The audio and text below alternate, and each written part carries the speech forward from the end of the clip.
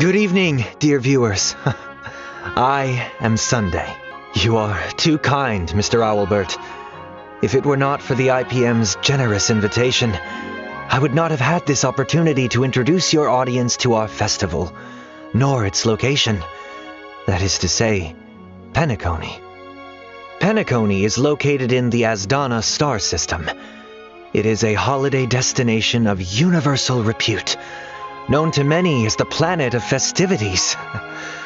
Our guests will be staying in the Reverie, a luxurious hotel where one may travel freely between reality and dreamscape, basking in dreams that are uniquely yours. Charmony Festival is a Penacony tradition with a long history, and we have built on that foundation to achieve something truly extraordinary.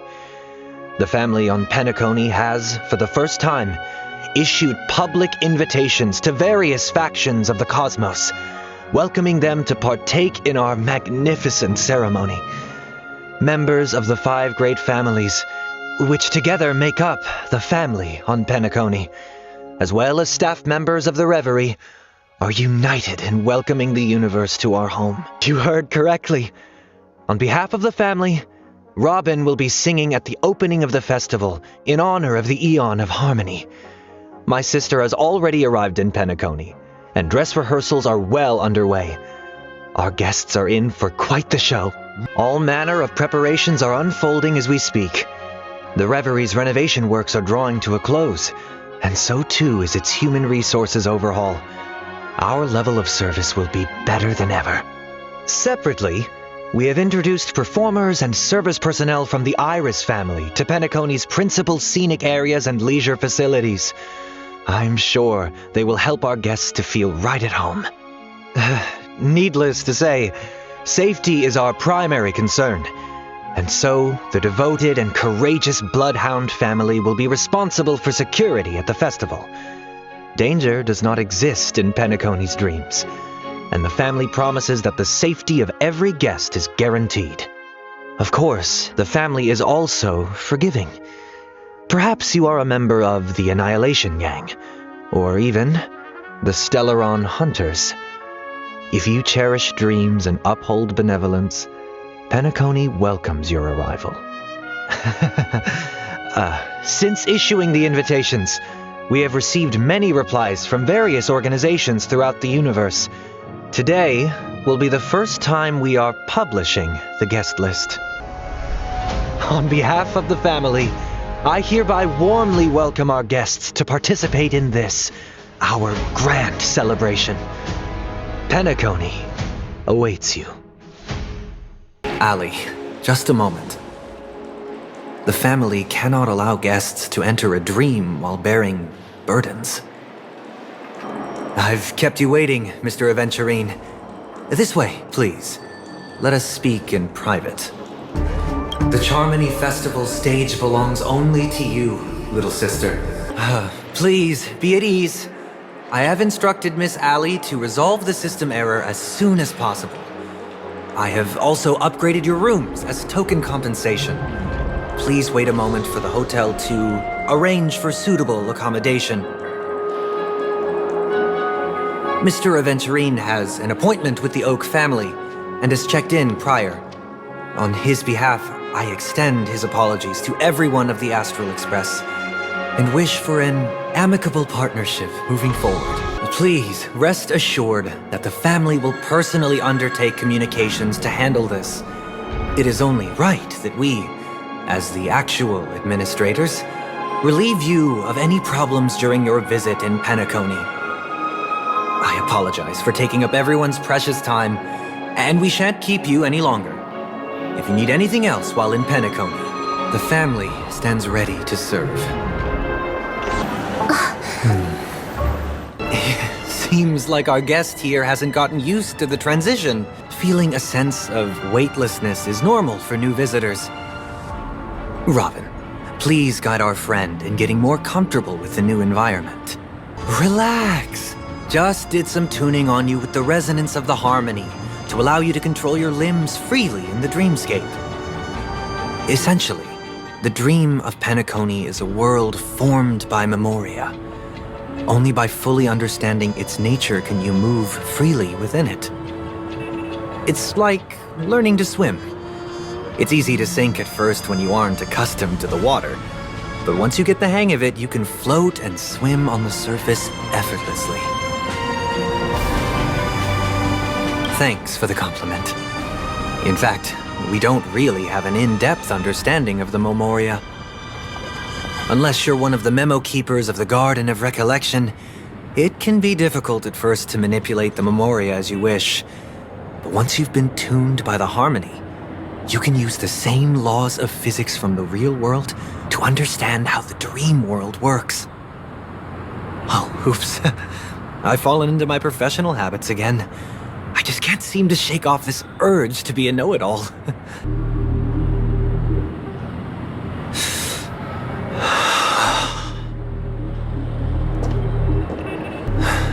Welcome back. How is your preparation for the performance coming? It's fine? No, this is not good. You're the pride of the family. Don't let those unnecessary emotions affect your perfect pitch. Yes, I received the report that death had taken some of them. Perhaps someone was behind it. I'm sorry, I forgot you just came back. You probably wouldn't know about it. Somehow, a nightmare called death has descended upon Penacony, striking indiscriminately, bringing spiritual death to all equally. In the utopian dreamscape envisioned by the family, such sorrowful incidents shouldn't arise. It profoundly undermines the equilibrium and serenity of the dreamscape. How detestable. Yes, there were two. One was a stowaway, the other was you. That's enough, fool. Your deeds have saddened me. The Odes of Harmony talks about honesty. The words of a fool begins with foolishness and end in treacherous arrogance. Please leave. Their dreamscape doesn't welcome you. It's not yet time. When the fated day arrives, I shall mete out justice with unyielding righteousness. The family has a plan. And do not dishonor my dear sister with your deceitful tongue again, fool.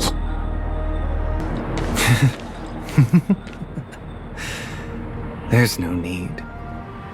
The malefactor has been exposed under their radiant gaze, and will soon fall by their own machinations. Should the transgressor fail to turn away from this path, their sword will be honed, their bows strung, causing the malevolence the perpetrator spreads to befall them. And when that time comes, the heathen will realize they are but a mere mortal, doomed to descend into the netherworld. And I will join their vanguard to announce this good news to you personally. Watchmaker. It seems my puzzles are too effortless for you, IPC Ambassador. Well, this isn't an invitation, but a summoning. Before we speak, I need to test your character. I imagine this knowledgeable doctor friend of yours has been of great help, yes? Yes, the doctor has assured me of your noble character. He considers you, like himself, a virtuous person who can be trusted by the family. I have come to know you very well as a person, Mr. Aventurine. You're diligent, generous, and willing to cooperate. The fact that you succeeded in overcoming many obstacles just to meet me gave me the reason to believe in your wisdom and courage. But there's one thing I must ask you. That is, you've used your wisdom at the wrong place to meet the wrong person and put yourself in a situation where you shouldn't be, witnessing a tragedy that shouldn't have happened. If I wasn't mistaken, you'd just made a serious accusation against the family. I'm immensely honored by your concern for me, Mr. Aventurine. Since you're so selfless and generous, I believe you wouldn't ask for anything in return, would you? The box in which the cornerstone is stored. Cornerstone. I've heard it's a treasured asset of the Strategic Investment Department, a sacred stone that seals the Preservation Emanator, granting significant power, and every liquidation specialist holds one. For an object so precious, it probably comes at an even higher price than other forms of recompense. Mr. Aventurine, when you're out and about, do you always make adjustments to your appearance? Your tie should be on the center line. Your shirt must not protrude from your vest. Your trouser creases should be perfectly straight and always aligned with the tips of your shoes. But I don't, because it's not appropriate to do so in public. You should make sure everything is presentable and in order before leaving the house. I'm not the kind that takes risks. The cornerstone must be in the custody of the family. Please, don't let me turn you down twice. You compromised quicker than I thought. Unfortunately, it's a gambler that needs a bargaining chip, not a merchant. I can give you your gift money, but before that, I want you to tell me.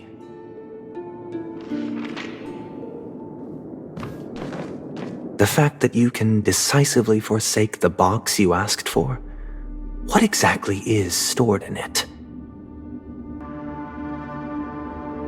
Oh, triple-faced soul, please sear his tongue and palms with a hot iron, so that he will not be able to fabricate lies and make false vows.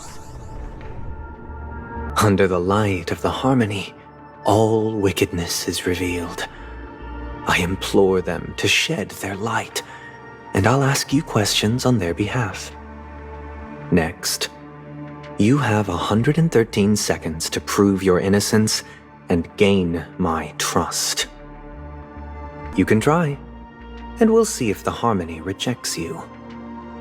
Question: do you own a cornerstone? What a simple answer.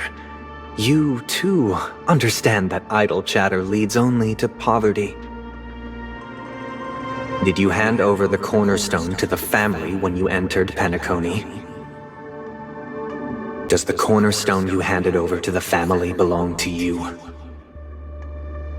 Is your cornerstone in this room right now?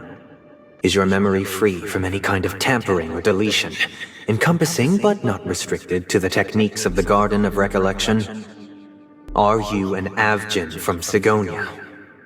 Do the Avgins have any ability to read, tamper with, or manipulate one's own or another's mind? Do you love your family more than yourself? All the Avgins were killed in a massacre. Am I right? Are you your clan's sole survivor? Do you hate and wish to destroy this world with your own hands? Interesting. Now, the final question. Can you swear that at this very moment, the Aventurine stone is safe and sound in this box? Looks like we can get an answer. Open it, Mr. Aventurine. It's your last chance to defend your honor.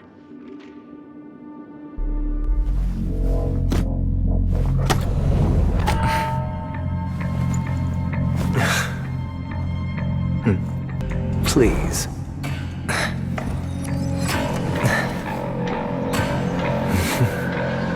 Are these what you're looking for? Since you came as promised, learned doctor, does this mean that you are willing to take the side of the family in this farce? I've heard you have Mr. Aventurine's company. I also understand that you're an avid learner who sees the pursuit of knowledge above all. If you agree to assist the family, I'll share our research findings on the Stellaron. You must be quite aware that, besides the family, no other faction is willing to share such information. I need Mr. Aventurine's comprehensive plan. But I've also heard the 10 elites in the Strategic Investment Department have united, progressing together in the interests of the IPC. The cornerstone, which Mr. Aventurine surrendered. Was it really his? But you know that he's a crazed gambler. The more vocal he is about it, the more cautious I must be.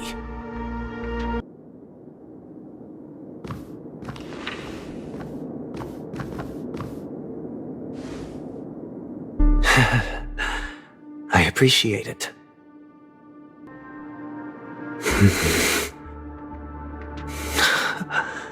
The golden stone.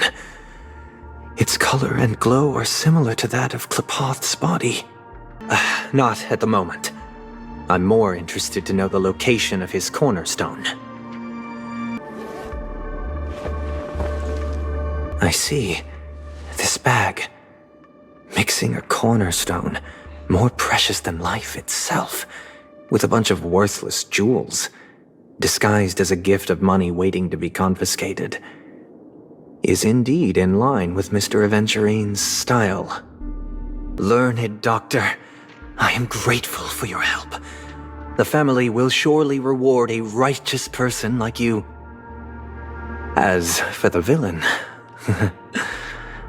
I hope he retreats in humiliation. It was all thanks to your friend with a keen eye that I could add a blot of utter failure to your storied career.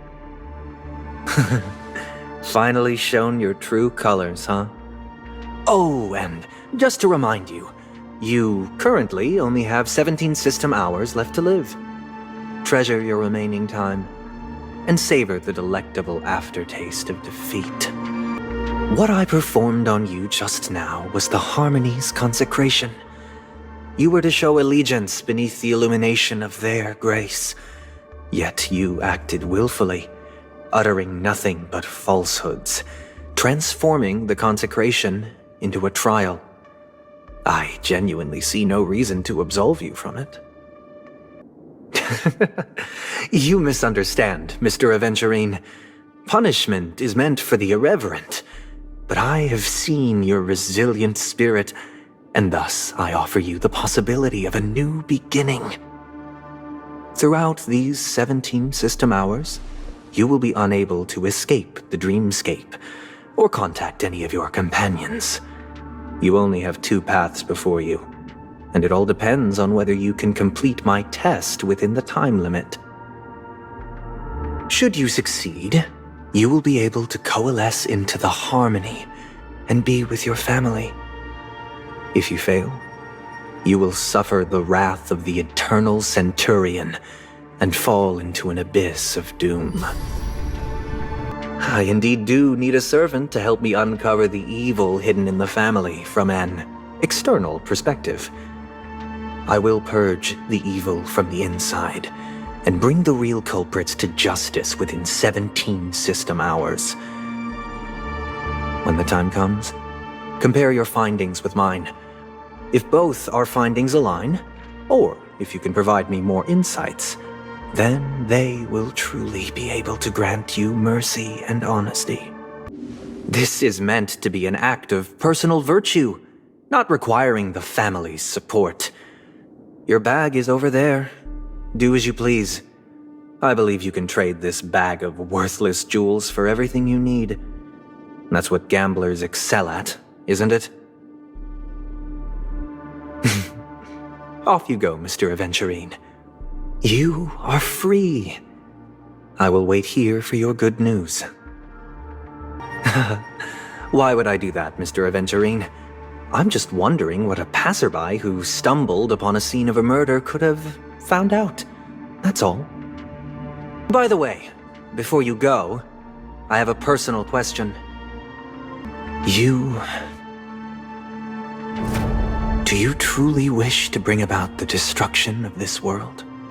I don't think trespassing on forbidden areas is the way to be a guest, Mr. Yang. And... Acheron? The Galaxy Ranger? But even if there's no one to greet you, you should wait for the host. Don't you agree? Even without the famous Galaxy Ranger. As far as I know, the crew has officially accepted the family's commission, so coming here will be unnecessary for you. Well, since you've come with goodwill, I have no reason to show you the door.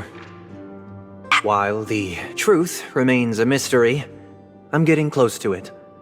I assure you that the traitor will soon pay the price. Well, other family heads share the same suspicions as you, but in my opinion, the true murderer would never have drawn as much attention as that ambassador did. Not to mention, I personally shackled him a while ago. However, I'll give you a suggestion regarding your suspicions, Mr. Yang. You should be more cautious of Aventurine. While the wicked can't break through high walls, they can plunge their evil dagger into the heart of the righteous. He's a businessman, not some philanthropist. But right now, he's out there handing out his wealth on the streets. And he went to the Clock Studios theme park all by himself. Who knows what kind of scheme he's cooking up? While the family is dedicated to keeping our guests safe, it might be wise for you to stay alert. You never know what unexpected troubles could arise. You are so funny, Mr. Security Officer. I hope that sense of humor of yours has helped you find the serial killer. Mr. Gallagher, my patience is wearing thin. Neglecting duties will only make me more suspicious that you and the real serial killer are connected. I don't need you to remind me. Once that ambassador walks through the doors of the mansion, I will know what he wants. My servants see everything. His little magic tricks may have fooled me, but no matter. I'm happy to see how it's turned out. Why do you think that I just let him go? And why do you think I emptied the theme park stage? Because my target from the beginning has always been you, Hound. The more noise he makes, the more opportunities I have to make you and your true master pay in blood. Looks like your disguise has helped you successfully understand every facet of the family. Indeed, every part of you is real. The brown hair, soft and curly like Benny's. The orange eyes, which make me miss the gaze of Sir Whitaker. That odd scar, the mark of Wolsey. And the gray vest, tie, hound emblem, bottle, the bartending, and your role as a security officer. These are all true traits. From all 52 loyal family members. When they are gathered, countless tiny truths are woven together into a lie. You collected a small piece of each of them and claimed them for yourself. Then you invented this facade, a complete Gallagher. Tell me I'm wrong. This proves that you and the Memory Zone meme death are linked, and that's enough. Listen up. I don't care how you did it. I only care about one thing. The answer to a question.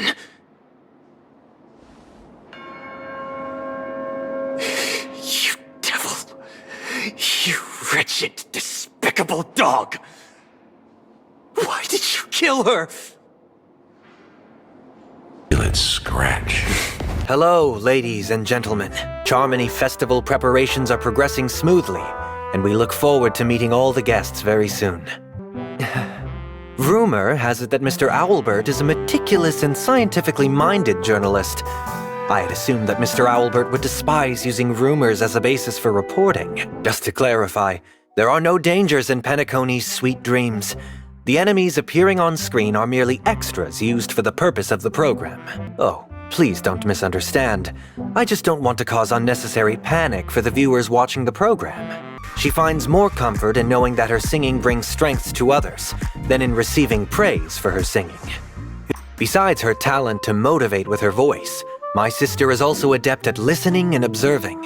The efforts of her companions will bring her inspiration and strength. Experiencing the beauty of harmony in her singing is best done by attending one of her concerts. Her radiance is dazzling, yet also gentle and harmonious. She prefers to stand behind her companions, offering her harmony to them. Together with her partner's performance, they reach the climax of the entire piece. Perfect coordination. The two dancers swiftly moved to the beat, their intricate steps complementing each other rather than getting in the way, showcasing a harmony of their own. Mr. Owlbert's meticulous and scientific commentary is also quite impressive, and I apologize for my previous comments. The Charmony Festival is just around the corner, and the family would like to invite a meticulous and scientific media personality to cover it. Mr. Owlbert is just who we're seeking. Here's an advance on your fee. I'm looking forward to our collaboration. Looks like a fledgling Charmony dove. But Charmony doves don't live here. So how did this little bird get here? Maybe its parents abandoned it? This place is too dangerous for a fledgling. Let's take it with us. We can put it on the wooden shelf in front of your window. I'll ask the family head to build a cage for it. I think she's right. But if we leave it out in the wild, it won't survive for more than a few days at best. I think people believe birds are meant to fly because they've never seen those birds crashing to their death. For now, I'll keep it in a cage until it can take care of itself because I want it to live, no matter what. Yeah, but Mr. Gopherwood, there's one thing I don't quite understand. What if this little Charmony dove never learns to fly in the end? I mean, if there are fledglings in this world that can never fly throughout their lives, should we let them go back to the sky, only to see them crash to the ground and die?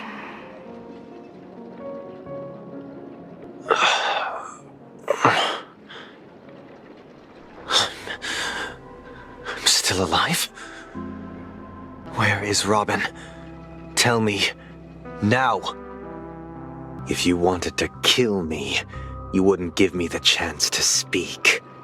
Just tell me your demands, lackey of the Watchmaker. Choice? Cooperate? What makes you think I'd cooperate with you? I find it hard to believe a man who's full of deception. Show me Robin first.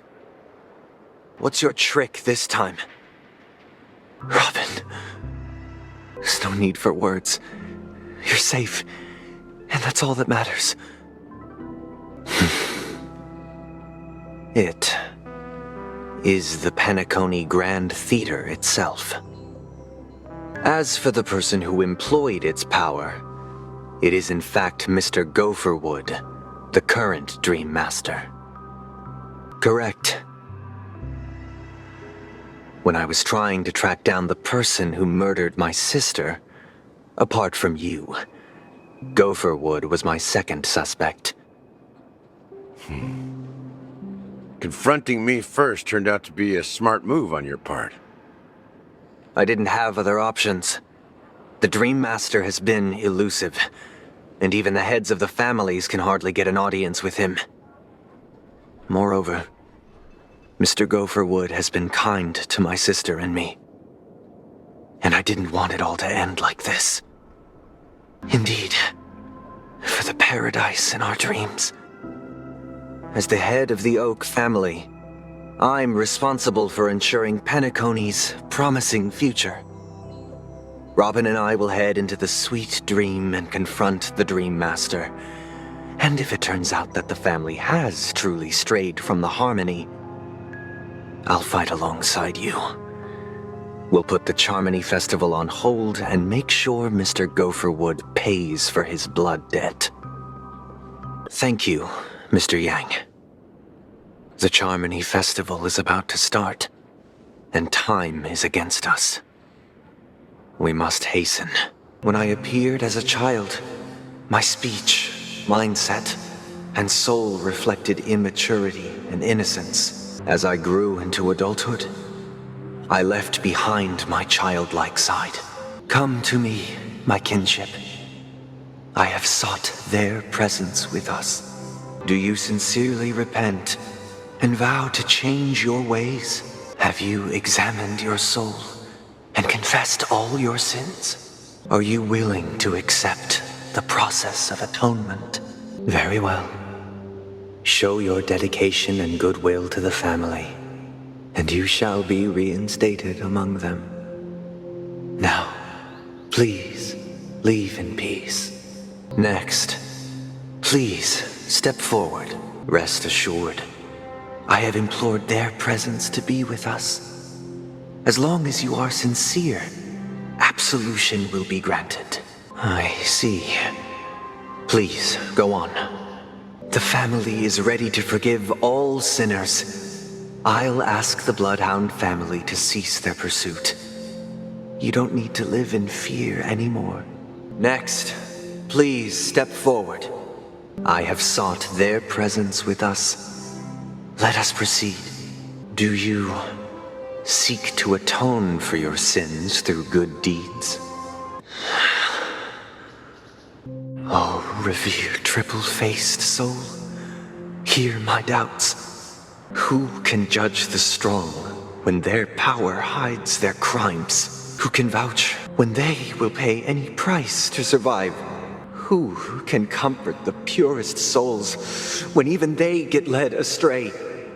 If the strong defending the weak is truly the foundation of paradise, then who is responsible for the suffering and anguish in this wretched world?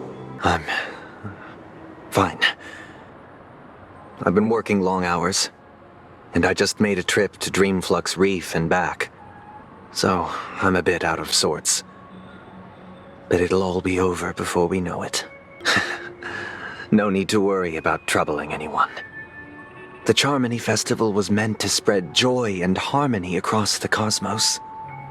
But now that we know the truth, I'm afraid we'll have to cancel it. The Dream Master rarely grants an audience, even for us. But, given the urgency of the situation, he's agreed to meet us in person. Indeed. Let us hope so. The moon? You mean the Grand Theater? Oh, it's nothing, sir. You see, the traffic on Glock's Avenue can be dangerous. How about I ask a Bloodhound family member to escort you to Ideen Park over there, so you can continue enjoying your sweet dream? What's up, sister? I suppose you have a point. But, in my opinion, that's how most people live their lives. You think that man is not actually living, but that's not quite accurate. Even without Penacony, people create their own illusions called self-value. People believe they have a predetermined value to fulfill. Gaining value means gaining power, and those deemed worthless are seen as the weak. However, value doesn't come out of thin air, and there's a limit to it. To accumulate value, people have to take from others. So, the weak get exploited and oppressed. Exactly. But, ironically, people don't think there's anything wrong with it, because they uphold the illusory notion of self-value, and even the weak believe in it. The survival of the fittest. That's where all the tragedies in the world come from. People come to the sweet dream in Penacony to escape from that reality and find solace. No tragedies exist here, only happiness, although in its nascent form. Isn't that the same paradise we yearn for in our dreams? Yes, seeing is believing. I'll accompany you. The Dream Master hasn't shown up yet, so we have some time for a stroll. Seems like that guest's perspective didn't resonate with you either. What you're trying to say is, she thinks she's in control of her life, but in reality, she's just escaping from reality and seeking solace in this sweet dream. Once she steps out of this sanctuary, everything will be lost. However, the paradise in our dreams, it doesn't have to end. That's precisely why this sweet dream in Penacony exists. There will be a way out. Penacony is already on the right track. Show yourself. Your trick won't work on us. That was a personal request from the head of the Iris family, and it has nothing to do with us. Step aside and stop causing trouble for the Charmony Festival. Stop it. I heard a raven cawing in the distance. It seems the Dream Master will arrive soon. Let's wait here for the Dream Master to arrive. Well, someone has to stay awake even in this sweet dream. Remember the old man we met earlier? Without this dream, he might have completely lost himself. Well, don't forget this. Not everyone really has a future. The future for humanity is like the sky for birds. People mistakenly believe that flight is inherent to birds because they've never witnessed those birds crashing to their death. Do you remember how we took in that little Charmony dove when we were young? Well, I didn't mention what happened to it in my letters because I didn't want to upset you. Shortly after you left, it crashed to its death right in front of your window. But here's the thing. If there are birds in this world that can never fly, can we really assert that they belong in the sky? Let's take the Astral Express as an example. The Nameless made tremendous efforts to bridge worlds, gaining fame across the universe. However, only a few extraordinary individuals can endure such a perilous journey. That's because the pursuit of the Trailblaze exceeds the capabilities of ordinary humans. Otherwise, why would this path be filled with broken rails, an abandoned express, and even a fallen eon? Unfortunately, that's exactly what happens. Another name for the future is self-value. While this world has its fair share of heroes who inspire people and garner admiration for their heroic deeds, the majority of ordinary people will never become heroes in their lifetime. Some are born weak and vulnerable. Some find themselves trapped in unfortunate circumstances. Some fall victim to malice and cowardice. When it comes to survival, everyone is equal. And the weak can only watch as their value gets constantly diminished by external forces. While the Harmony holds noble aspirations, the strong will always be strong, and the weak will always be weak. Even in this carefree dream, human nature contains greatness, but it also harbors inherent weaknesses that can't be eradicated. In the end, if people can't even secure their own survival, they won't care about the illusory future of equality. As long as the law of survival of the fittest prevails, there will always be fledglings crashing to their death. People often forget that when the first bird took flight, the entire world envisioned a future where no more fledglings would ever crash to their death. Are you reading, sister? What are you reading? I see. Then I would summon the harmonious choir too. Of course I do. It's just that it includes your wish and everyone else's. I long for a true paradise where everyone can find peace. It's a deal then. Maybe you will have to become a star first.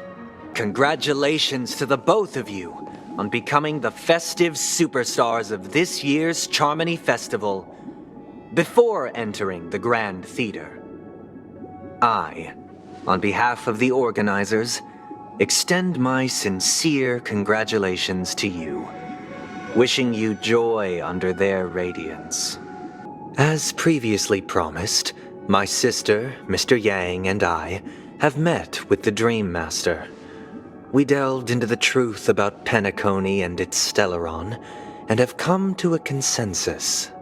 Both I and the Oak family cannot acquiesce to your request. We acknowledge the perspective of you, Nameless. Penacony does require change, but not as you propose. The planet of festivities cannot and will not revert to a place characterized by chaos, disorder, or anarchy. Through your journey of overcoming obstacles, you must have glimpsed the essence of that era. The vulnerable ruthlessly eliminated, equality non-existent, common folk living precarious lives, eking out a dreary existence. Ultimately, only heroes like yourselves manage to achieve success. But I would dare ask, if you did not possess the special status of having a Stellaron, and you were but an anonymous and frail member among the masses, which Penacony would you prefer? A dystopia for the survival of the fittest? Or a sweet dream paradise for all? Ah, Navigator. That is precisely my intention. With all present, let's begin by discussing the details of that meeting. Let's talk about our tribulations and choices, our ideals and beliefs, and our final course of action. The only path to take. I will do as you command. Oh, triple-faced soul, please sear his tongue and palms with a hot iron, so that he will not be able to fabricate lies and make false vows. Understood? Question. Have you devoted your life to your god, never worshipping other gods? Do you love your god as you do yourself, always heeding their admonishments? Have you strayed from the path expected by your god, betraying their name? Have you ever been inordinate with your asks of your god, coveting more than the foundation of the creation itself? Then, a final question. Do you swear to fulfill all vows, past, present, and future? They have seen your faith, and have endorsed your faith. With this, it can be evidenced... What is it, Mr. Yang? Sorry, Robin. It's just you. I did not wish for you to know this. It's a pity that things have turned out this way. We were never children of the Harmony. Our ideal paradise could not have been crafted by Xipe. True bliss can only be guaranteed by the one who transcends the many. Within the foundation of law, humanity establishes civilization, and through harmony, we obtain order. Don't worry. I just gave them some time alone to ponder their fates. Should we need to stand against the Nameless, it would only be myself and the Oak family involved. But we haven't reached that point yet, have we? Your efforts for the justice of Penacony are evident to everyone, and have been widely observed. Smart kid. You're just as sharp as the other one. You're mistaken, Miss Himiko. They are in very safe hands, And just as the family has always proclaimed, no one can be harmed in the dreamscape, least of all in the beautiful new world belonging to the Order. Penacony and the entire universe have witnessed far too much innocent bloodshed. The strong wield their blades against the weak, and the victors push the vanquished to the brink of life. Natural selection. The world abides by this principle, establishing the well-being of humanity atop the corpses of the downtrodden. Only we, or rather, I, possess the power to put an end to this farce. If Miss Himiko is interested, let's draw back the veil and speak candidly. I've always firmly believed that people can understand one another through peaceful means. I'm willing to divulge the unembellished truth as to the intentions of the Order's Pathstriders, so that you will make better judgment for the Astral Express, for Penacony, and for this stretch of the universe. Words can hardly do justice to the beauty of that ideal. So, come with me, everyone. Let us retrace our steps and see once again where this road leads. Welcome. This isn't any location in Penacony's dreamscape. It's my inner world. The reason the scenery before you remains unchanged is because your consciousness has drawn on similar concepts to fill in the gaps. It's a tuning process, stronger in effect and more draining on the mind. The gray-haired guest has experienced it before, so he should understand what it entails. Tuning allows you to intuitively grasp my feelings, which also means that I cannot hide anything from you. Now, everyone, please look at the huge screen. The road we once took begins here. From this point on, you will witness the numerous decisions I've faced. I've selected a portion of these to share with you. I believe after going through similar predicaments, you'll be able to better understand my thoughts. Let's begin. The first decision. A story about a baby bird. This story happened when Robin and I were very young. We were victims of the Stellaron disaster, and the family's Mr. Gopher Wood, who would later become the Dream Master of Penacony, saw that we siblings had no one to turn to and took us in. Later on, Robin and I lived a time with nary a care in the world. One day, after dinner, while my younger sister and I were lounging about in Mr. Gopher Wood's yard, we spotted a fledgling Charmony dove all on its own. That baby bird was tiny. It didn't even have all of its feathers, and it couldn't sing. When we found it, it was already on its last breath, having fallen into a shrub. Probably abandoned by its parents. We decided to build a nest for it right there and then. However, thinking back, that winter was unusually cold, with fierce winds at night in the yard, not to mention the many poisonous bugs and wild beasts in the vicinity. It was clear that if we left the fledgling in the yard, it stood no chance of surviving until spring. So, I suggested we take it inside, place it on the shelf by the window, and asked the adults to fashion a cage for it. We decided that when it regained its strength enough to spread its wings, we would release it back into the wild. The tragic part, something that we'd never considered, was that this bird's fate had already been determined long before this moment. Its destiny was determined by our momentary whim. Now, I pass the power of choice to you all.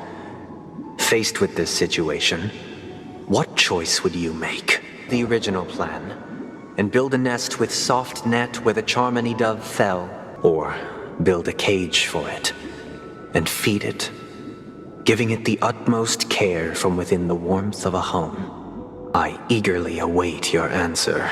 I'm happy to see that you made a choice similar to ours. If your mind is made up, let me reveal the outcome of this choice. We passionately nursed it back to health, preparing only the best food for it every day.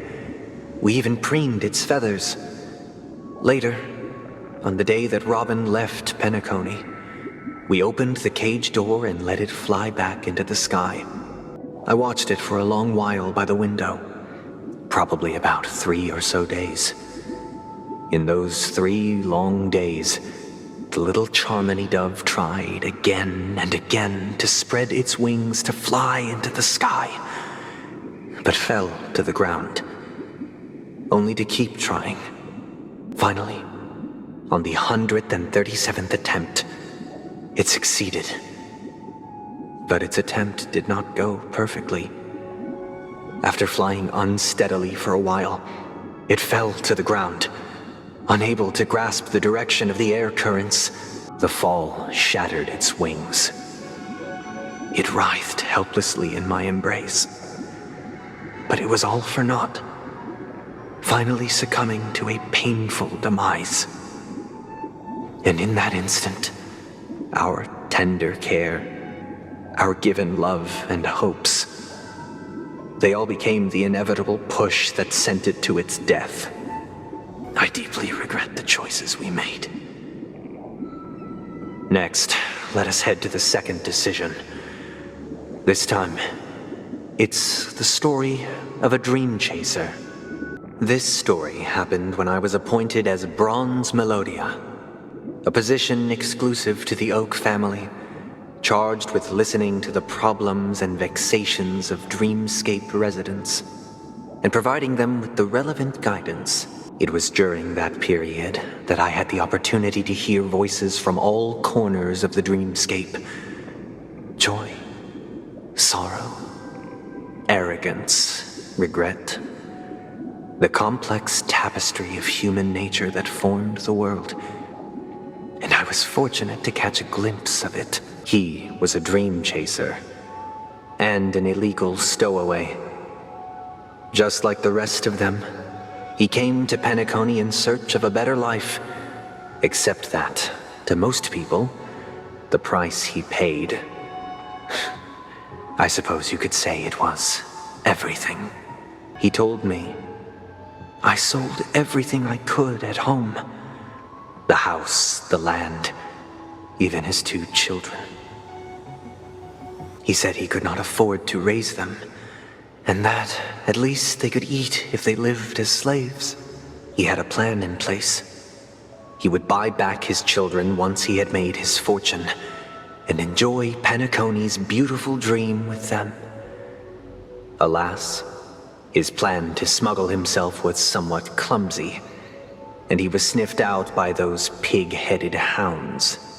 After hearing the Dream Chaser's story, I immediately appealed to the Bloodhound family to cease their pursuit. That way, at least he could live peacefully. But I was still too naive to the ways of the world. I did not anticipate that what I thought was a kind gesture would later lead to dire consequences. I'll tell you the outcome soon. For now, I'd like you all to make a choice. Will you do as I did, and try to convince the Bloodhound family to stop their pursuit, so that the Dream Chaser may live peacefully and realize his wishes? Or will you remain silent, leaving him to languish while the hounds are hot on his heels, until his inevitable judgment arrives? I look forward to everyone's decisions. Who knows? Perhaps they might even alter the outcome of this tragedy. I'm honored to witness you arriving at the same decision. Out of respect, I'll share with you the dire consequences that my choice back then brought about. First, the outcome. He attained major success. After avoiding capture, he ran a business for a few years, very quickly making a name for himself, elevating his status. He might not have become a tycoon like old Audie, but he was considered a character of excellent repute. Now then, did he realize the wish he set out to achieve? No. The last time I saw him was in the real world, where the hounds were going to permanently exile him and I was the accompanying bronze melodia. The mission was simple. Listen to the criminal's repentance. He told me the reason he was in this predicament was because he conspired to usurp the head of the Alfalfa family. When I asked him about his 2 children, he instead responded with a question. What children? In the end, my heart aligned with the harmony, and the good deed I dared to undertake held no value, turning instead into a wrongdoing. It created a lamentable oppressor and countless oppressed individuals. As to your choice, I once again offer my heartfelt apologies. Next comes the third and final decision, and the story this time is my own. This story happened the day I was appointed the Oak family head. At that time, Mr. Gopherwood was the current Dream Master, and as per his wish, we had a private conversation. What surprised me was that the Dream Master had only come to deliver a letter to me. He let me read its contents, and it was a letter from my sister. The letter contained the usual pleasantries, anecdotes from her travels, nothing out of the ordinary. Just as I started wondering how this letter related to our discussion, the Dream Master began to speak. My sister, of course. But why would you personally visit me to hand me a letter from my sister containing mere trivialities? From what the letter indicates, she must be in Caspelina 8, correct? She's touring there right now. A stray bullet. What? Is she all right? Those damned savages! I'll pack my bags right away. My gratitude for bringing this to my attention, Mr. Gopherwood. Now you understand why she always wears such elaborate neck ornaments, don't you? It's all in the past, so please don't worry. I share this in the meager hope that you will understand the harmony's limitations and predicament. As grandiose as the strong defending the weak sounds many times, it is nothing more than wishful thinking. Likewise, I've prepared one last question, one last choice. But rest assured, this choice will not have any grave consequences, because this is merely a figment of imagination, a nightmare that has haunted me through countless nights. If you ever had the opportunity to make a choice like I did, would you still support Robin's journey on the path? I see. I am now aware of everyone's stances. Raising these questions merely serves to illustrate one point. The plight of Penacony cannot be salvaged by the harmony. The true foundation for a sweet dream paradise can only be established through the order where the strong govern the weak. I know the suffering of being tormented, the turmoil of losing your way, how sorrow and even despair set in when matters don't work out. All of this causes me unending pain, because this is not what happiness is at all. We must teach the weak how to live a happy life, and this life isn't some noble propriety that the upper crust preaches, but in definitive terms, a way of survival that belongs to everyone. Good question. Human consciousness is fundamentally an illusion, a cage known as self-worth. People lured in by this illusion make mistakes, yet still ask that external influences bear the burden. When one mistake after the next permeates the masses, they become impossible to trace. Thus, the amassing of these individual cages culminate to form a prison, a place dictated only by the rule of survival of the fittest. Nature is always accompanied by predation and sacrifice. Its antithesis is known as order. That is what I want to do. Unite people's happiness under the banner of order. They won't need to make bitter choices any longer, nor face the weaknesses of humanity. They can cast aside their primal instincts to build a haven for mankind. Simply describing thoughts is far too abstract, so allow me to provide a simple example. As you all may know, there are societal norms like weekends and long weekends that exist on some worlds. During these hard-earned rest days, people are given the chance to extricate themselves from the stresses of everyday life, allowing a certain tranquility to return to their souls. And it is only on these days that people do not have to adhere to the law where the strong prey on the weak. They can live out their lives happily during these brief intermissions. It's just a pity that 2 or 3 days are still too fleeting compared to the span of a lifetime. From where I stand, society's ideal system should be 7 rest days. Following Sunday, there should ensue a second, a third, and indeed an infinite procession of Sundays. This should be the face of the new world. Idyllic, eternal, peaceful days. And thus, every person can return to their base selves in this utopia. Some gaze in reverence at the stars, pouring their whole beings into calculating the distance between us and the isolated world of Pagana. Meanwhile, some seek refuge in quiet corners, holding one another, unencumbered by the chains of unwelcome obligations. There would be no need to bear the hardships of reality. Only in this way can humanity face the inevitable end with the purest of spirit, living a life of dignity. This is what it is to live in bliss.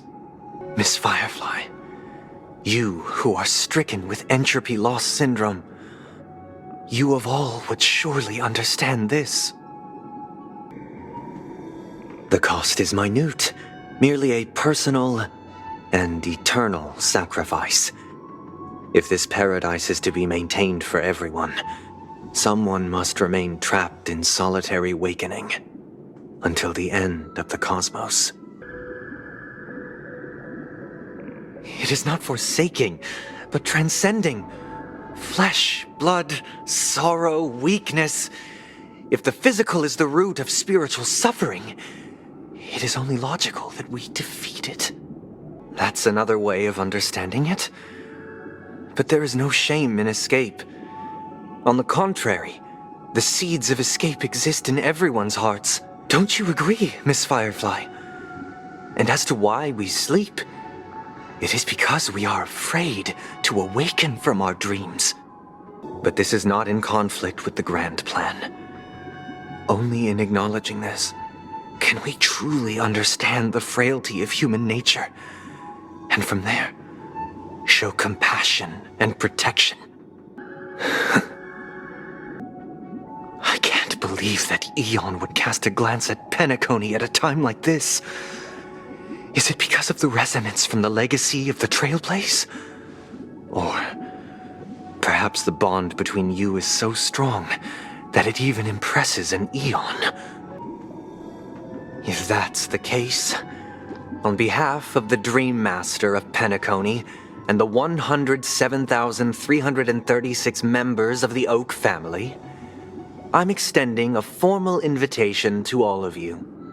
I'm cordially inviting you all to the Penacony Grand Theater to participate in the upcoming Charmony Festival. And, of course, you won't be in the audience, but on center stage. Since the future of the Stellaron, Penacony, and even the entire cosmos is at stake, let's draw a conclusion there, in all fairness.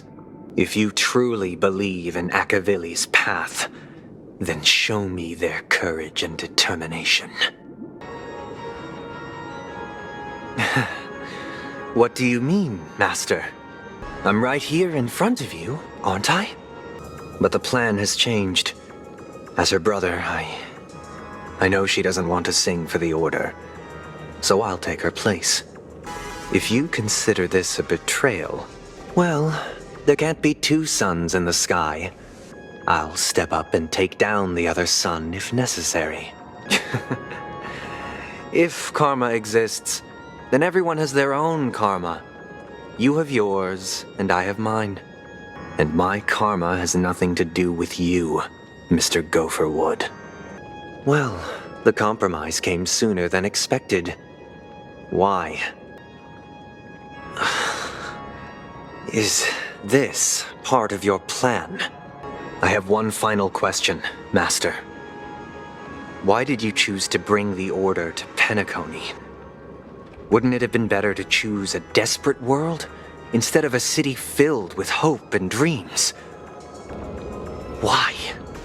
So, it's not you who manipulates the dreamscape with the Stellaron, but...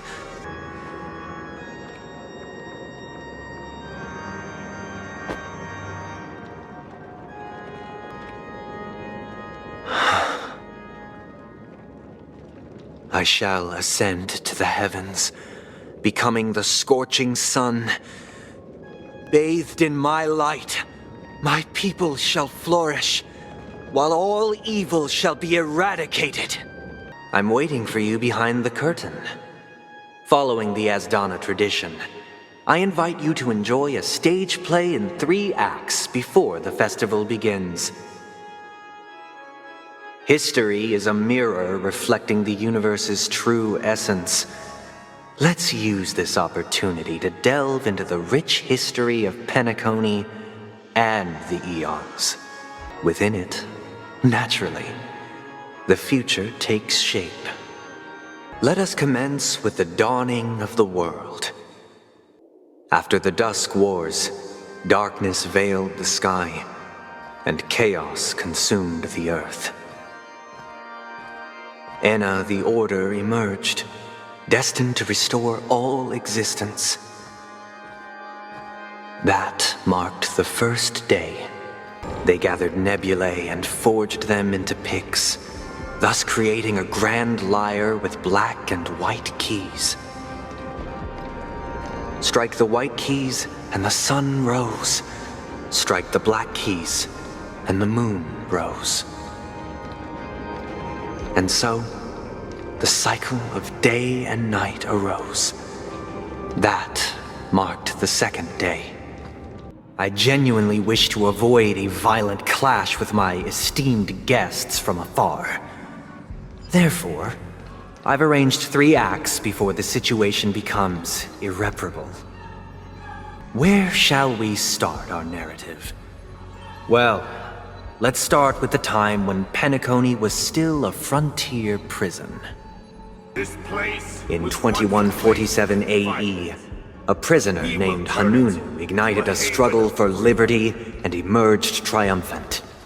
IPC referred to it as the War of the Frontier, while the Asdanians dubbed it the War of Independence. It's true that Hanunu was a legendary hero, but it must be acknowledged that while he bestowed freedom upon the prisoners, he didn't grant them true liberation. The 3 nameless stayed on the planet, endeavoring to spread the tenets of Trailblaze throughout the frontier prison. Alas, their efforts proved futile. Once again, Asdana was engulfed in war, this time the enemies originating from within. The prisoners remained prisoners for the rest of their lives, fighting for freedom rather than living for it. As you can see, their sentences have long ended, and the IPC guards have long been expelled. Yet, these prisoners remain enslaved, not by external forces, but by the confines of their own minds. Freedom permeates every corner, except fragile souls. It gives solace only to those who believe in its existence. For I desire not only your enjoyment, but also your assistance in its completion. Thus concludes the first act. Amidst a raging war, The frontier prison headed toward becoming Land of the Exiles. They transmuted streams of stars into inked nibs, creating symbols to be pronounced and counted. They molded stardust into flowing rivers, assigning the righteous upstream and the unjust downstream. Thus, all things were marked, and the world learned to discern between good and evil. That marked the third and fourth days. Behold the ensuing tale, a struggle for power. Penacony witnessed the ascent of the 7 major lineages: tree, grass, flower, bird, beast, fruit, and insect. Peace never truly graced Land of the Exiles. The history in this era is rich and intricate, so please allow me to present it in allegorical form. Land of the Exiles was in disarray, besieged by both internal and external perils. Though the 7 major lineages appeared united on the surface, each harbored their own ambitions, leading to ceaseless conflict. The Black Plum family was the first to fall. They withered away in the White Desert event, orchestrated by the Alfalfa family. Master Shapeshooter. The leader of the Alfalfa family sought to defect to the IPC, trading freedom for survival. However, his eldest son slew him in the name of righteousness and ascended as the new family head. Only when Gopher Wood led the family to Land of the Exiles and earned recognition from all 5 major lineages did Penacony earn its new name, the Land of the Dreams. Alas, they remain but slaves till the very end, with the illusion of freedom. Thus concludes the second act. Amidst an illusory harmony, Land of the Exiles charted its course toward becoming the planet of festivities. They used the planetary rings to establish the law, forging a code of conduct among the masses. A grand lyre with black and white keys served as an instrument, while symbols of articulation and numerical notation took the form of musical notes. The downward flowing river became a melody, and the canon of law dictated the form. Thus, all mortals found their unique place within this symphony. That marked the 5th and 6th days. This is the concluding act of this. I have showcased the past and present of Penacony, hoping that my desire for change resonates within you. And now, I shall reveal its future to you. My apologies for my negligence. I forgot to inform you that the final part was scripted long ago. They imbued the world with meaning, perfecting all things in the heavens and on earth. Then, they rested from the labors of creation. Yet, all beings cried out to Enna. Under the banner of the Order, you have defined all things in the cosmos. But this made us realize that we are but puppets in your hands. Thus, on that day, all beings united and cast the Eon into the abyss of oblivion. That marked the 7th day. Cheers and chants reverberated in unison. That concludes everything related to the Order. What are your reflections on this, my dear guests? Nevertheless, this is but a trivial blip in the annals of galactic history. What truly matters is the course this river shall take in the days to come. You've arrived at the perfect moment. The Charmony Festival is about to commence, and it would be a shame if you were absent for the Harmony's prologue. Allow me to extend my warmest welcome once more. Welcome to Penacony Theater, the very core of the Sweet Dream, the abode of the Stellaron, the grand stage of the Charmony Festival, and the very place where the future of Penacony shall be determined through conflict. Because our shared goals give equal weight to the beliefs we strive for, true goodness can only be achieved through faith.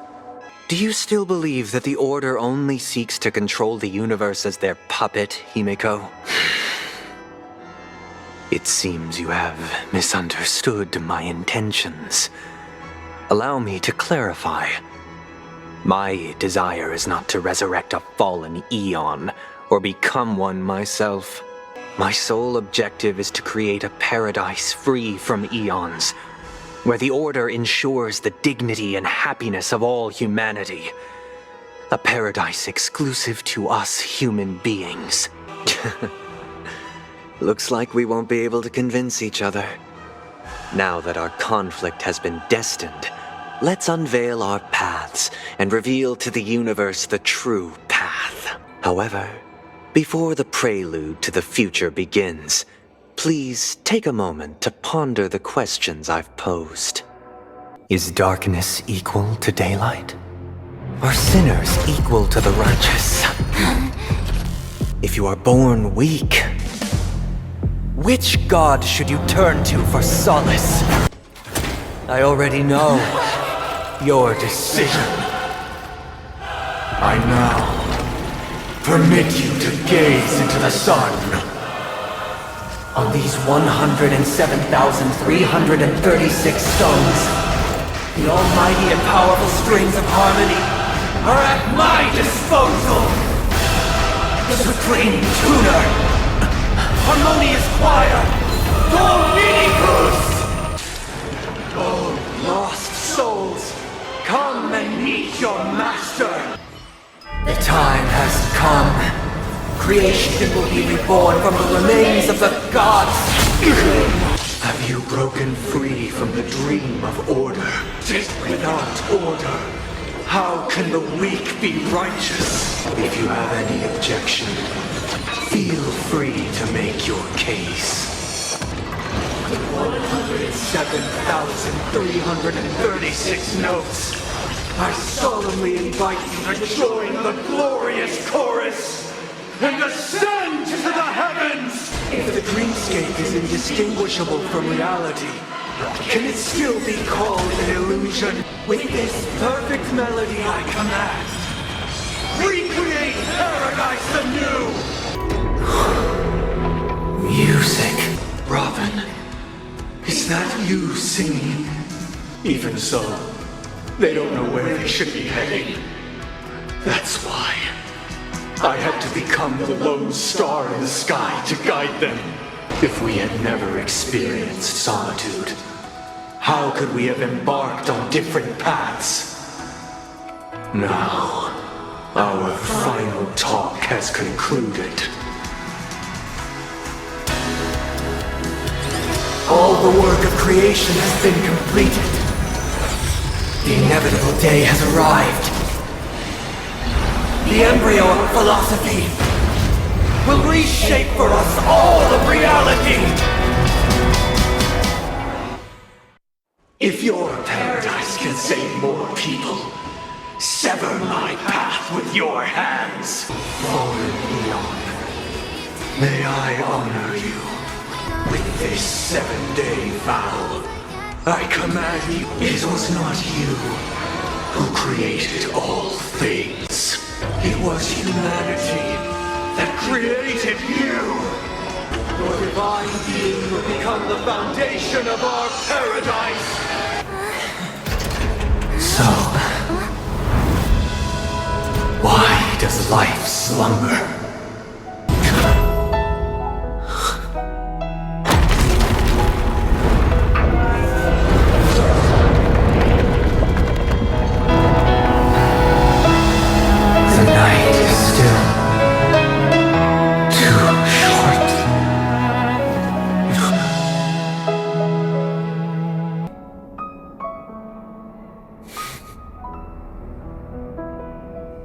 Where did that come all of a sudden?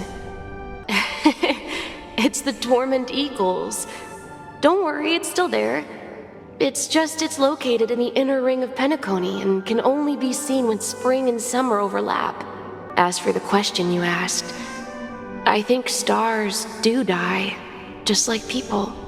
But do you know, sister? No star actually belongs to the present. The light we see from them is from a long time ago. Even after the stars perish, their light will travel millions of light years, spanning countless years, to illuminate the night sky of another world.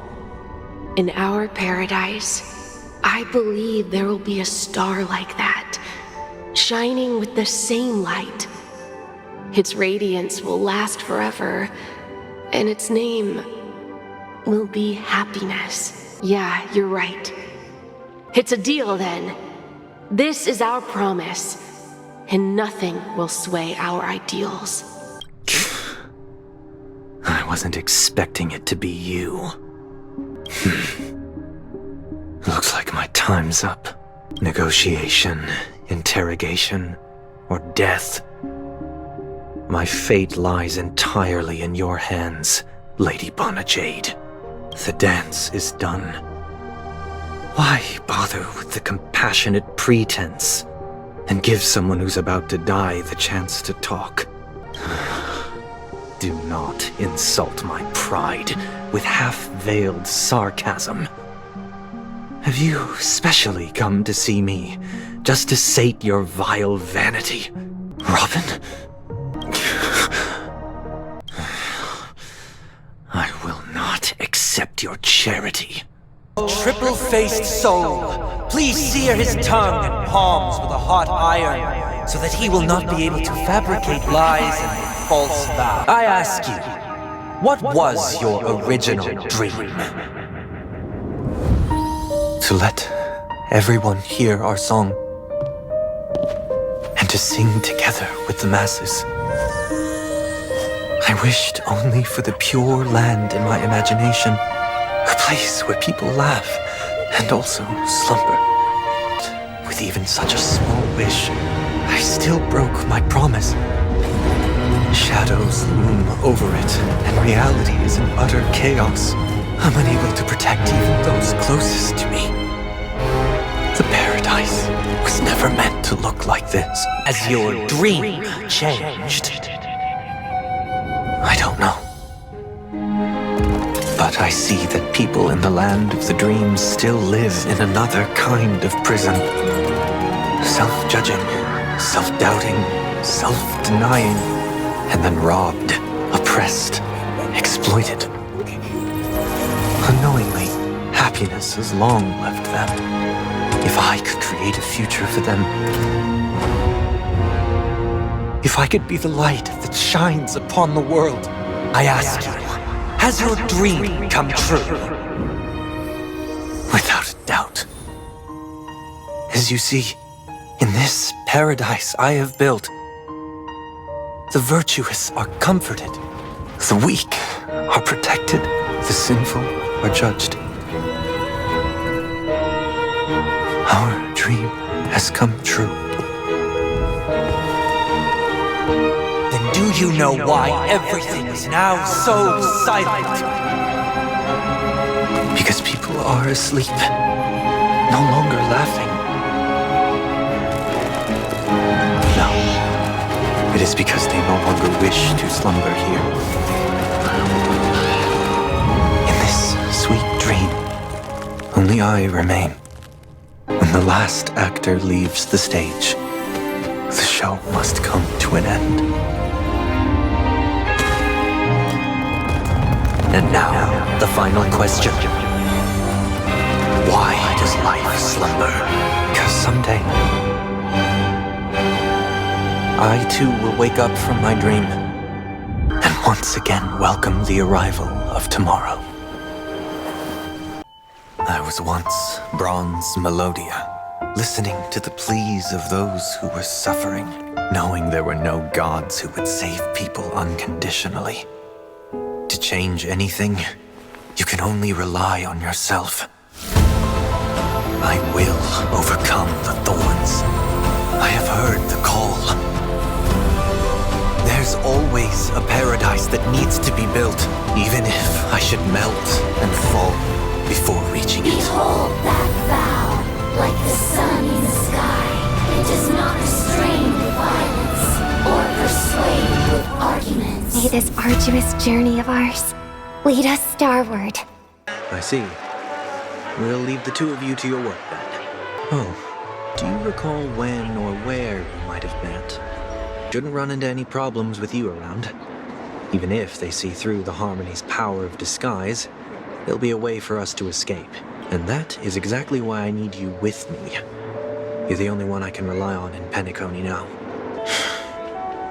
At least, she was spared from the consequences of my actions. Why do you say that? You're right. I won't deny that. That won't be necessary. I'm sure you already know why, considering your vested interest in reading my thoughts. I can't bring myself to see her when I'm a fugitive. I see two bloodhounds. They appear to be on official business, unlike the pair from earlier. What's happening at Ideen Park? My apologies. I forgot that you're not very tall. We've been through this. You're the only one I can turn to now. Besides, we once lived a cat-and-dog existence. Embroiling you in my affairs won't weigh on my conscience. Yet you will repay this favor all the same. After all, you're only alive today because of me. You owe me that much. When you were abandoned in the wild and near your end, I showed you a way to survive and helped you escape the jaws of death. When you were at your wit's end and felt lost about your future, I did everything within my power to help you safeguard your position in the family. Regrettably, Lady Bonajade didn't drop so much as a hint about it. I will not accept your charity. She only left me with a most intriguing message before setting me free. As for whether I can afford the price of my freedom, I'll only know when I find out what it is. I'll cross that bridge when I get to it. For now, there's still some time before that payment is due. So why not exercise the right to freedom that I've just regained? Or by making amends for past deeds. When it's time to go, this will be farewell for good. So, before I leave Penacony, I'd like to take some time to look back on all the events that have taken place.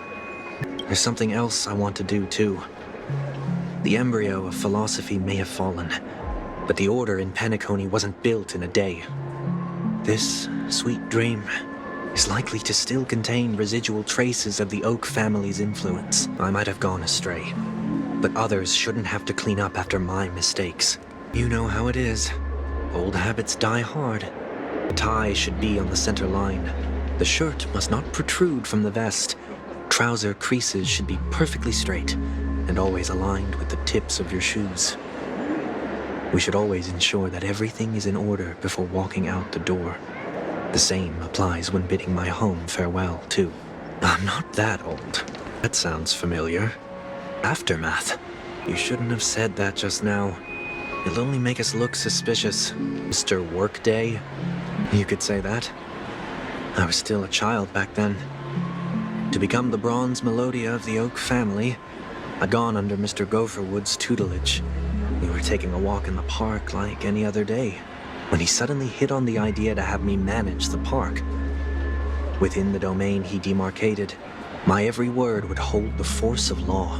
In hindsight, that was probably the first time that I enforced order.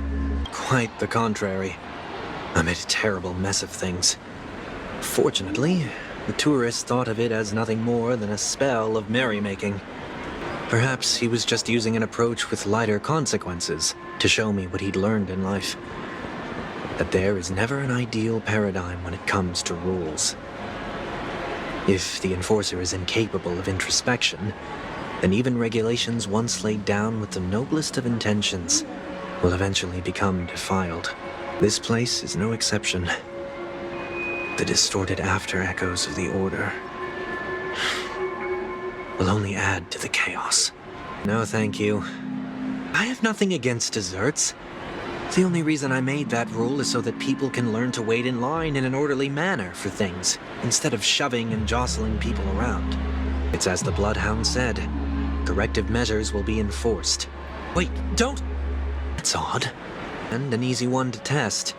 Neither of us is part of the cast or a crew member. Let's try it out. Let's try that again. Guide those who have lost their way back onto the right path. Looks like this is an example of the corrective measures that the Bloodhound mentioned. It's exactly what I would have done back then. I tried to warn you. How do you feel? Any case, say what you will, but I can't sit by and do nothing. Not when I'm the cause of all this trouble in Ideen Park. There's no need to involve the Dreamweavers. I'll fix these distortions once and for all. Nothing complicated.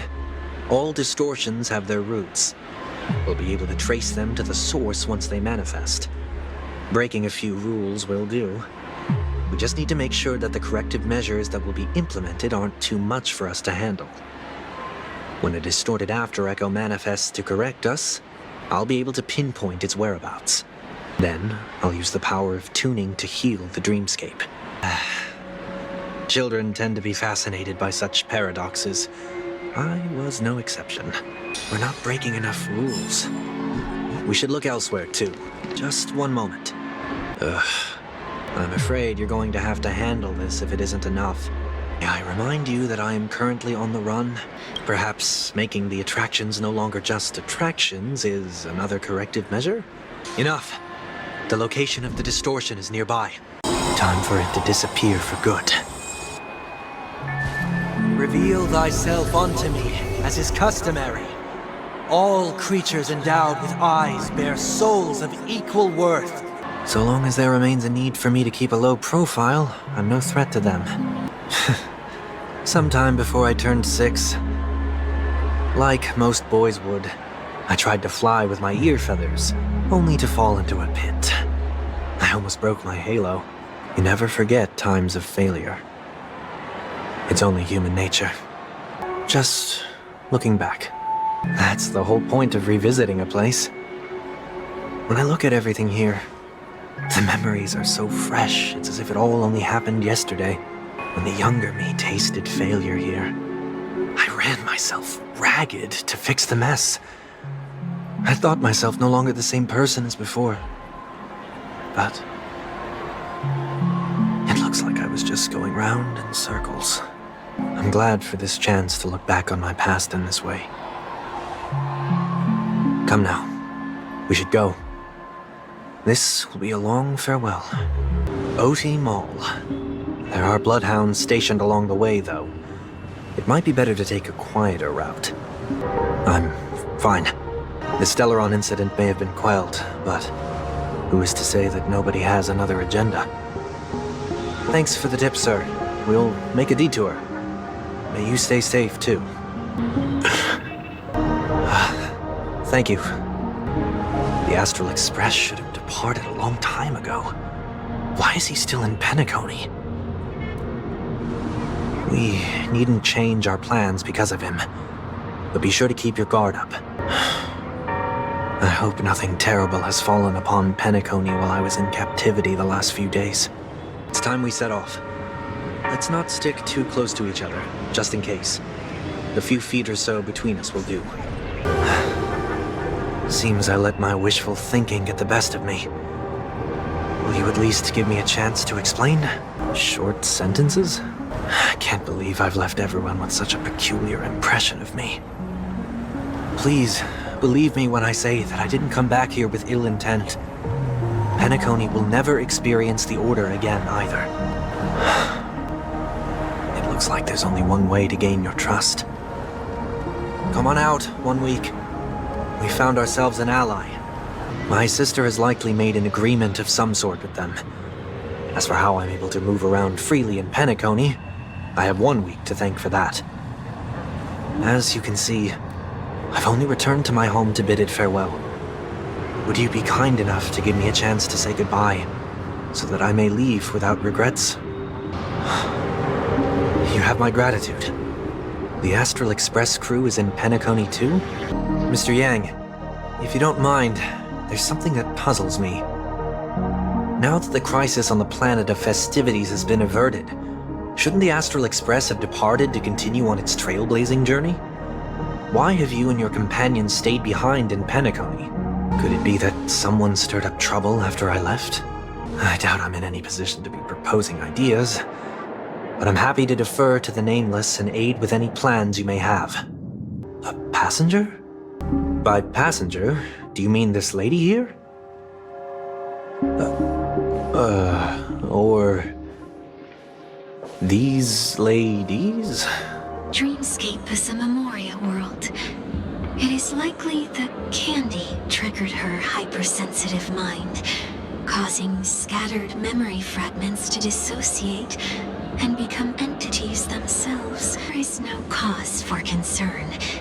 We've experienced similar incidents from time to time in the sweet dream. I was only being careful, or we would have been stopped by the Bloodhounds more than once on our way here. Help me remove my disguise. 1 week. It's been a while, everyone. Yang mentioned the Express's next voyage is to send a passenger back home. Could this lady be from the Xianzhou Alliance? Or Fu? Didn't the Antimatter Legion launch an ambush on the La Fu some time ago? Was she one of the few survivors? Looks like there's a lot more to this story. I don't have much to go on now. Perhaps we should talk to the other Miss Tingyuns here. Let's try a different name, my dear friend. The problem with Miss Tingyun is just as I suspected before. That prank shattered her into notes that are each a part of her. In other words, it means the Tingyuns we see here are all different aspects of her psyche. At any rate, this is a known occurrence across the dreamscape. Tuning could be the way to fix it. The only problem is that these Miss Tingyuns are too caught up in their own world. Is there one we can properly speak with? Worth a try. My lady, if I may, I wish to perform a tuning on you. It is not my intention to provoke you. Perhaps, as assurance, we can have my friend here perform the task in my stead. 1 week has a higher mastery of the harmony than I do. If you still have concerns, you are also free to restrain me while he performs the tuning. And kindly forgive our intrusion. Please do your best, 1 week. A voice? What do you sense? The tuning rebounded and affected 1 week instead.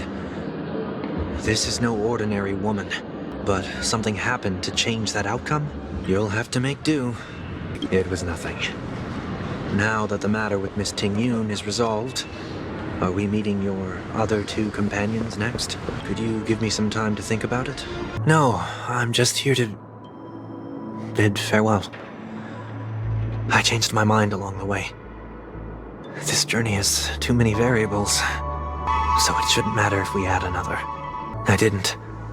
I had a hunch and decided to try my luck. It seems I can be lucky sometimes. I'm trying to change too. You're not worried I'll take the opportunity to escape? Thank you. Let him stay. He won't be in the way. I actually need 1 week to be there. She shouldn't be seen talking to a fugitive, no matter the circumstances. Both parties don't have to be aware that this is a farewell. I shouldn't put her at risk for my selfishness. Let's go. Our journey can't begin if I can't take this first step. I didn't expect to see you here, Miss Robin. My name is 1 week. I'm a member of the Nightingale family. You're too kind, Miss Robin. You must be very busy. What brings you here to Dream's Edge? Well, perhaps the dreamscape is not so different from reality. When we look up into the night sky, the stars aren't really there. The glimmering lights we see are merely the images of stars from long ago. So, have we ever truly seen a real sky full of stars? No. Today is my rest day. There's going to be a show later, so I came early to find a good seat. It's somewhere farther away. They say it's a farewell performance. The kind that's better to listen to from afar than watch it performed live. Miss Robin, may I stay here with you to gaze at the stars before the show begins? Still, these stars are unfamiliar to me. I don't recognize any of them. makes me feel uneasy. Perhaps it's both. The Stellaron disaster may not have had any real consequences, but many guests still chose to check out. Now the hotel feels quieter than before. It makes me wonder what Penacony's future will be like. I just hope it will not negatively affect you, Miss Robin. Did the person you wanted to say them to leave? Sometimes, what's in your heart doesn't need to be dressed up in words. Maybe he already knows what you wanted to say. If you don't mind me asking, who is it that you wish to encourage? There are many such people on Penacony. Failure is like the setting sun to a dream chaser. It's something that happens every day. I believe they all have the willpower to start anew. Especially after receiving a smile from you, Miss Robin. Are you saying that's not true? Failure may be a good thing for someone like that. Being able to reflect on one's actions is a valuable quality to have. Why is that? I hope so. A dream jigsaw. I see. I'll do my best. I'm still inexperienced, so let's just hope we get lucky. It seems we've been blessed with good fortune today. Another Dreamweaver probably left this behind. It's a habit for this profession. They hope to use these blessings as a foundation for the dreamscape. The second jigsaw piece. Is this a pair of wings or a decoration made of feathers? We should keep looking. It's done. Have a look. Soon, I shall travel to those unfamiliar stars, none of which I recognize. But as long as you continue to gaze upon them from here, then those unfamiliar stars will one day be the place of our reunion. It's enough. I only meant to stay quietly by her side for a bit. But why did you do those unnecessary things? Those 2 notes. If someone finds them, they can be used as evidence against her. Yes, we only have one last stop. But before we leave, I have a question I'd like to ask you, Mr. Yang. I'm curious. Why did you become a Nameless? I always had a feeling that you would never give up on someone who needed help. After spending time with you, I'm even more convinced of this assessment. At this very moment, there are countless worlds above the sky still waiting for the arrival of the Astral Express. Yet you and your companions have chosen to stay here. All for an old friend you never knew, and a notorious fugitive. To trailblaze means to forge ahead. Yet, you stop and spend precious time on people just passing by. All the while you believe this is the natural course of action. And because of that, he bid farewell to the Express and never walked among the stars again in his lifetime. Why me? I should have known nothing could escape your keen eyes. Since you already know 1 week's secret, there's no need for me to build up suspense. Let's go. We'll head straight for the finale and take our final bow in this farewell performance. Don't worry, I won't take too much time. I was a child when I first visited the Grand Theater. I remember seeing the light behind the curtains from here and believing it to be the morning star guiding me toward the land of the dreams. When I returned here many years later as the head of the Oak family, I finally learned that the light was actually a Stellaron. Prepare for my departure. I've always believed that a person's starting point should also be his last stop. Have you ever seen the elderly at the end of their lives? As they welcome their final moments, they invariably raise their hands, stretching their arms into the emptiness. Much like how babies also stretch their arms into the air when they are first born, humanity flaps their wings twice as they complete their journey. Once when they are born, and once when they die. In order to flap my own wings and soar again, I will say goodbye. Here, to the me of yesterday. It's true that this ring was bestowed upon our people by the heavens, but that doesn't mean it can't be thrown away.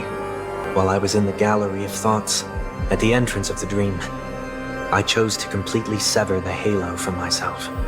I am a fugitive, after all. I must remove any chance of being detected by the family. Another reason is to feel pain. A pain like falling from the sky with broken wings that can keep me awake. This is how I can cast aside all the blessings of the harmony and the order and, for the first time in my life, enter the sweet dream as an ordinary person. He was born from an accident, one that you're actually quite familiar with. It was that try not to laugh challenge. Quite embarrassing, to be honest. I was roaming around as an ordinary person when I unfortunately fell into that Pepeshi's trap. The prank that fragmented Miss Ting-Yun also divided my fragile self into two. You could say he's another possibility of me. I too was once a child, with aspirations buried deep within. Over time, those childhood voices grew increasingly faint. Maybe if I had made a small change in my childhood, I would have turned out to be exactly like him. So, my final farewell will be like that of Miss Ting-Yun. I will perform a tuning on myself and return to my complete form. And this also means that 1 week will vanish for good. That's why I said this was the last stop. No, this is a foregone conclusion. But who's to say there won't be any changes? Maybe deep down, I'm also anticipating this possibility. Much appreciated.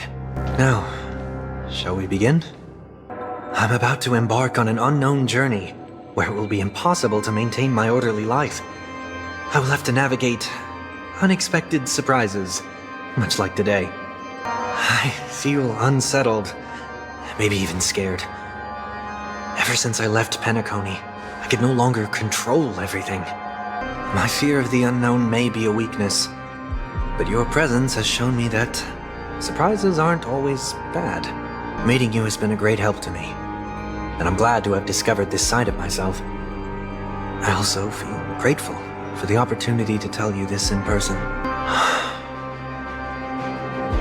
I truly dislike you, I must admit. Many of your qualities strike a chord with me. There are times when I want to joke around, freely express my thoughts, or openly share my dislike of a person. Or my fondness. I want to tell her that I love all her songs. But I won't become like you. I simply can't. I dislike people who are frivolous. It makes me uncomfortable to even emulate them. If I fail, I will still uphold my principles, such as decorum and stateliness. As for the harmony, my stance remains the same. Whether it's you or the paths, if what I once doubted, or even opposed, becomes the force I must rely on in the future, then this time, my true heart will guide the tuning. I'll leave it to you. Failure is always the best teacher. To save more lives, you must first understand what they live for and what they die for. The best way to achieve this is through personal experience. You see? I'm already starting to make changes. Whether it's us merging or one of us disappearing, I'll leave the tuning to fate. And see if I can embrace all that I detest. Only then will I truly be able to walk among the living in their world. Well, that's out of my hands. It will just prove that I'm still the same person. The person who always disappoints his sister. Falling is just another name for flying. That's why I rejoice at my broken wings. Step into the mortal world to see how it truly is. Then, be born as a human and die as one. And with my last breath, I'll join the weak in reaching my hands toward the sky. On the planet of festivities, Whatever identities I once had, they no longer matter. It's not the gods who answer us, but ourselves from the future. No objections from me.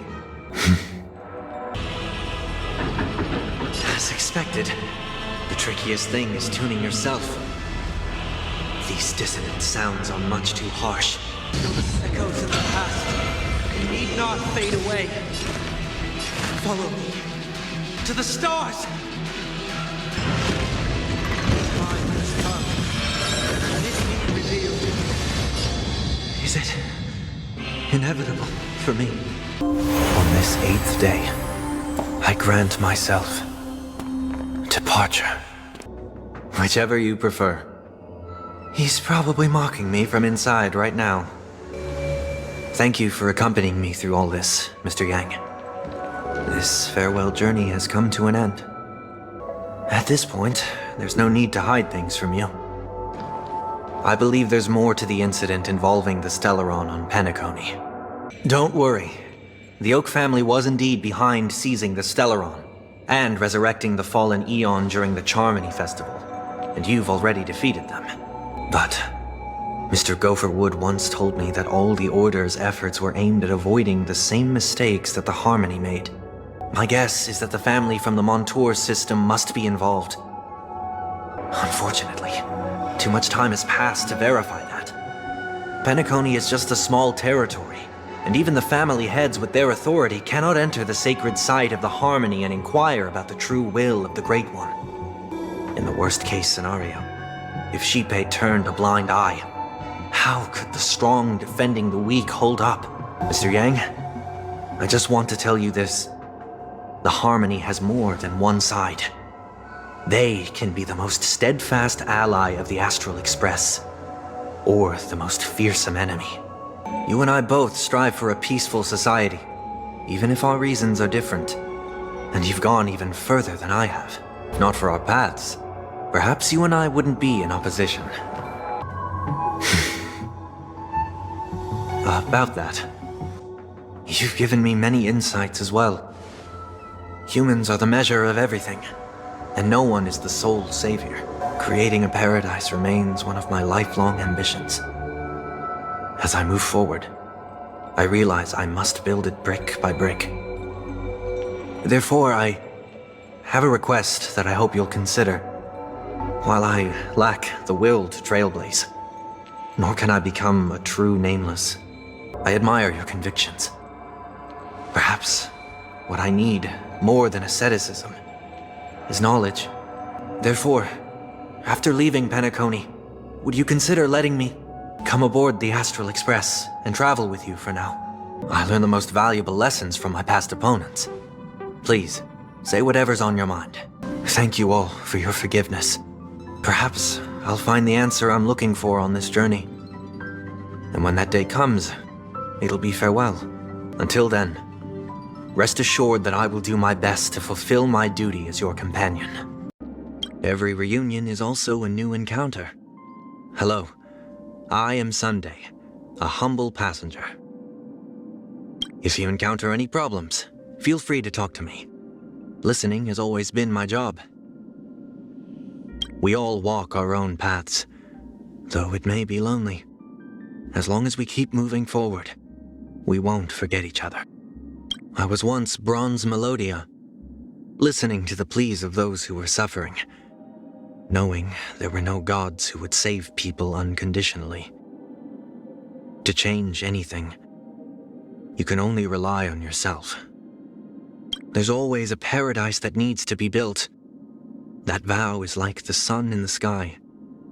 Perhaps I'll melt and fall before reaching it. But some hardships I must endure. It does not restrain people with violence or persuade them with arguments. Everyone can find peace there. Perhaps I, too, unknowingly lost myself in this dream. I prefer exquisitely composed musical movements, and that won't change. But I must admit, accidents and surprises can also create splendid dramas, and so it is with life. Music is a language that spans the stars, and a solo performance is like a speech. which I know a thing or two about. I had to depart hastily without preparing a coordinated outfit. Even a few millimeters of deviation is frustrating. Well, let's try to accept this imperfection. Holovians are often seen as subjects of the harmony, listening to people's prayers in the world on behalf of them. Whether those wishes come true or not, they will be woven into Xipe's divine music. Humans are not perfect individuals. Quite the contrary. Their hearts are filled with contradictions at every moment. Some choose reconciliation, while others choose to flee. But however one chooses, that is their true self. I rarely discuss my troubles with Robin. As the older brother, I should bear more responsibilities. The dark side of adulthood should not be brought back into our home. As children, we once made a wish together for everyone to be happy. Yet, the wish remains unfulfilled, and I already owe her so much. Perhaps at some point, I became one of her worries. He disguised himself with a superficial facade and gave us a grand performance. A respectable opponent. If there's still a chance for another clash on stage, I look forward to it. Dullness and confusion are universal ailments. If not for our opposing positions, the professor and I would be able to get along. We were once adversaries, but his steadfast will and unwavering beliefs deserve my utmost respect. When the flames of an ideal are ignited within a person, they leave an indelible mark. That man must have a past worthy of being called heroic. The trailblaze is not a solitary pursuit, but a trajectory formed by generations connecting with each other. It's a path worthy of admiration. Wisdom has always had more than one face. Contemplation is a hallmark of intelligence, but so are quick thinking and intuition. Not everyone can move beyond their past, but once a person comes out of the fog, their stride will undoubtedly become more resolute. Even through thistles and thorns, we must keep moving forward. On this arduous journey, we will see the stars. Every journey must come to an end, but I have no doubts about the meaning of this one. What I see now, after self-reflection, is not an illusion. May our journey be free of troubles and lead us starward. How long has it been since we performed together? I missed this.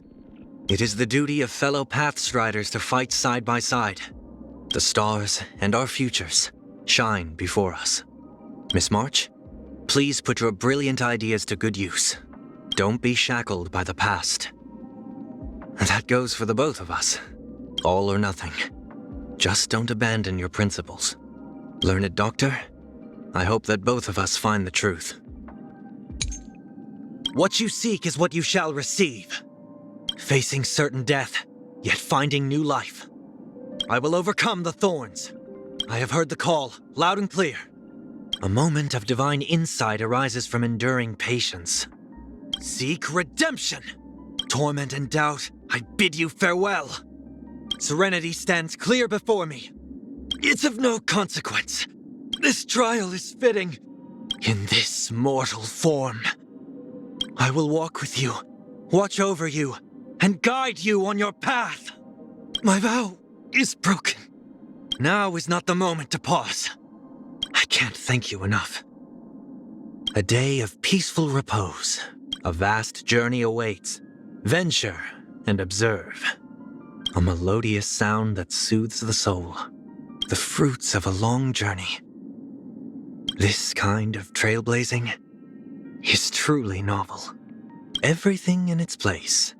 The path of enigmata often leads to unease. It's better to unveil it. Everything in its place. Excellent. Banish your fears, and advance with unwavering resolve. Misery and bliss, the same no matter where you go.